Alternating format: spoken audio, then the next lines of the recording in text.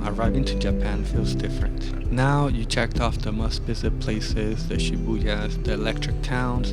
Now you're hungry for more, and you want to see a path and follow it, no matter where it takes you. Staying at Toranomon Hills Hotel in Tokyo provided just that, an opportunity to see Tokyo from a new and up-and-coming area. It used to be primarily known to be a business district, but as soon as you arrive, you'll notice all the new construction that is happening to make this area a more attractive destination for the public. If you walk in, you'll notice the design of the room and hotel match that of the area. It's a modern yet sleek atmosphere that retains a warmth with a lot of natural light and natural Northern accents throughout.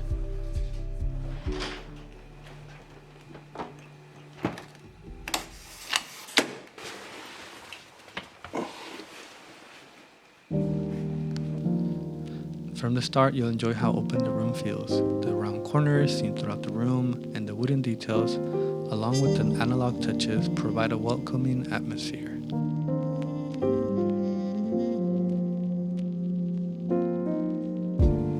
The hotel provided complimentary filter water, and it was a nice way to prevent plastic waste.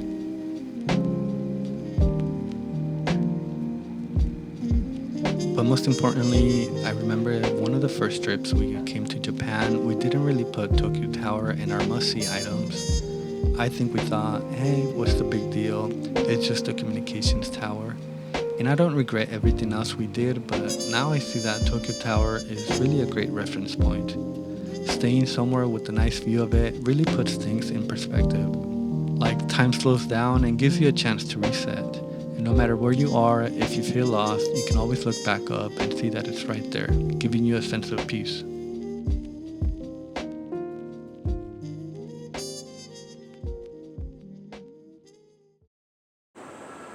Back home, car culture is everything, and I think with time, all the commuting, the lost time stuck in traffic, and the road rage becomes numbing. But here in Japan, train stations are more than just hubs for transportation. There's art pieces here and there, there's greenery to complement the blue buildings, and most of all, there's places to sit down and take a rest.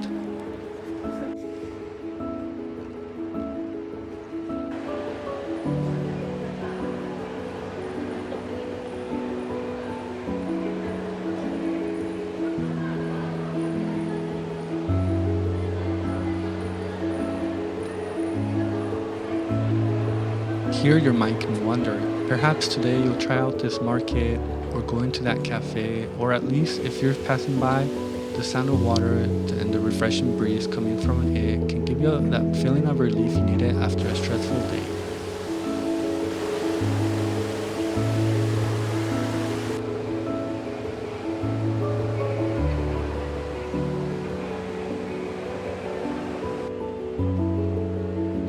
And it gave us exactly that during this kind of hot, overcast summer day. A nice, cool breeze. One station away from Toranomon Hills is Azabudai Hills, where nature and architecture is finely woven together. With not so many people around, it has a peaceful vibe that you tend to forget that it is primarily a business district and is part of the largest city in the world. Thankfully, Tokyo Tower is up in the sky, reminding you that yes, you're still in Tokyo. A reassuring sign. And even though our destination was the inside of Asabudai Hills, we took a few stops along the way to enjoy the scenery. Seeing the young maple trees, the streams of water weaving through the sidewalks, and the surrounding greenery convinced us to wait a little longer before heading inside to the market and the shopping area.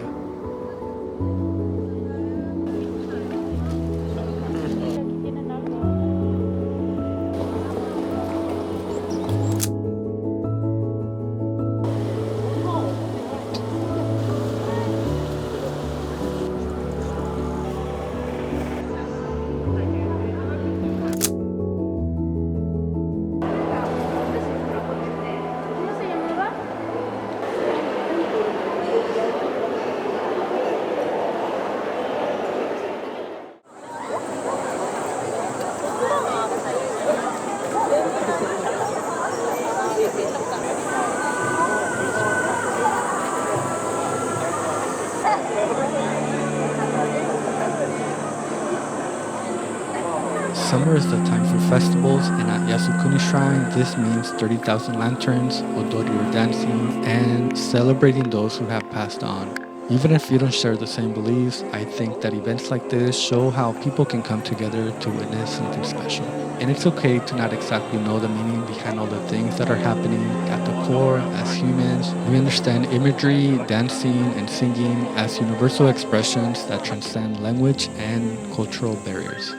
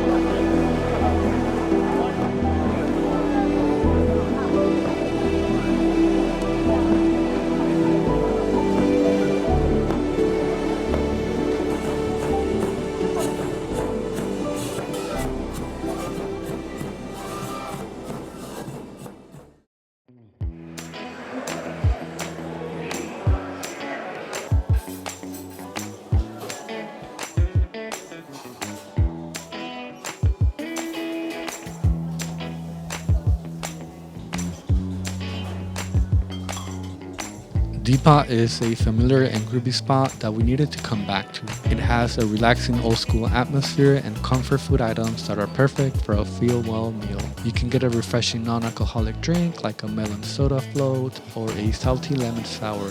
And the Napolitan pasta here was just wow and eye-opening last time.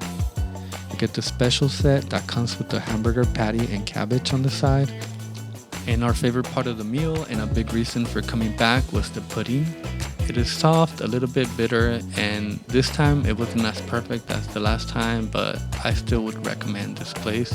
We'll come back for a third time? I think so.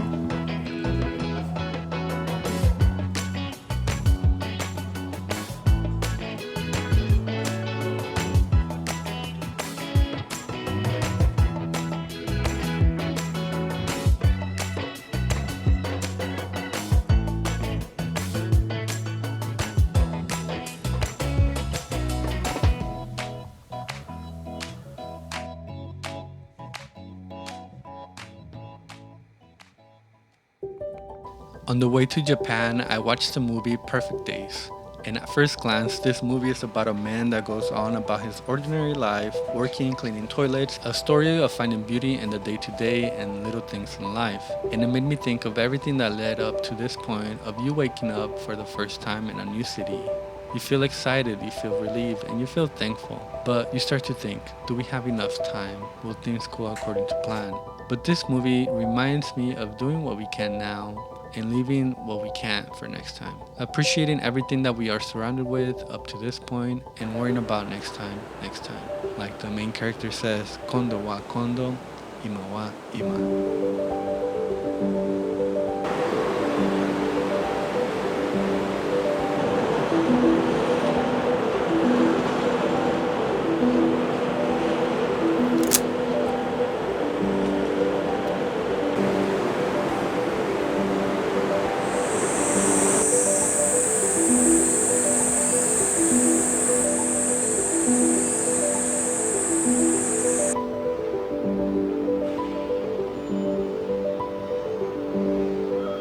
went to Peace Coffee Roasters, and it was a very delightful treat. A big plus was that it was open at 8 a.m., and the interior was inviting with plenty of wood accents and coffee offerings. For breakfast, they had sweet treats like pudding, donuts, and roll cakes, and sandwiches that would put 7-Elevens to shame. Their selection of coffee methods was also impressive. They had this big retro coffee maker that was slowly dripping down water into a container, and it just made me think of the time and dedication it takes to set up such device.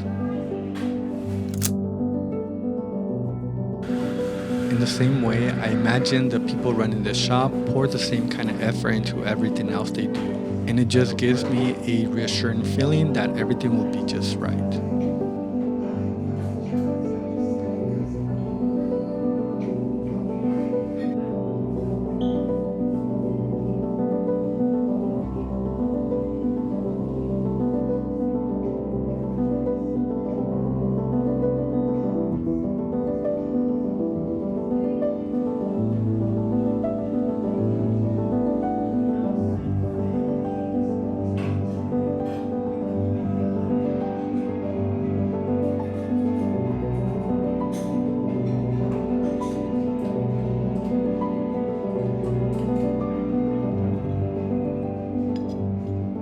What turned out to be an unexpected last-minute decision became one of the best coffee shops we tried in Tokyo.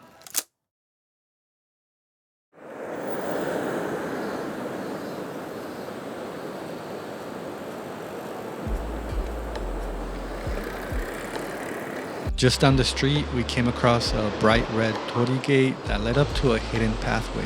This is the base of the Success Steps, a part of the Atago Jinja, where legend says that the good fortune of a samurai in the Edo period will hopefully be passed down to those who also dare to climb the 86 very steep steps. A lot of businessmen, students, and people literally come up to wish for success.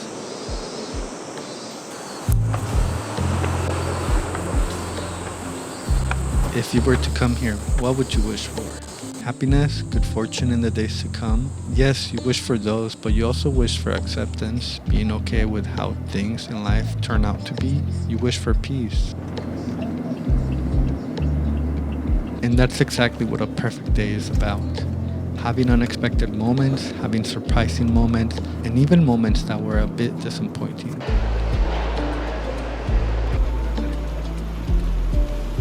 But in the end, you were okay with them.